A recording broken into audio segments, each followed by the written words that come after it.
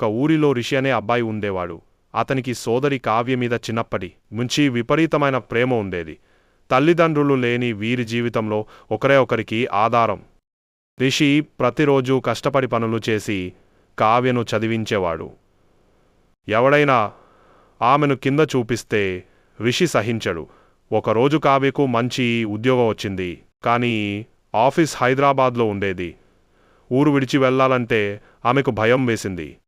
కాని రిషి చిరునవ్వుతో చెప్పాడు, నీ దారిలో నేను నిలువకుండా నీకు ఆకాశం ఇవ్వాలనుకుంటున్నాను.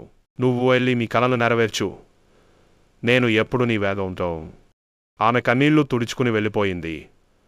3 ఏళ్లకు ఒకరోజు రిషి కూరగాయలు అమ్ముకుంటూ ఉంటే BW కారు ఆగింది. అందులో నుంచి బయటకొచ్చిన కావ్య అందరికీ చూపిస్తూ అక్కడ పట్టుకుని రిషిని అచ్చబెట్టుకుంది. ఈరోజు నేను డైరెక్టర్గా ఉండటం కోసం ఈ చిన్న కూరగాయలు అమ్మే తమ్ముడు వెనక ఉన్నాడు. ఇది నా గారు. అంతా చూసి కన్నీళ్లు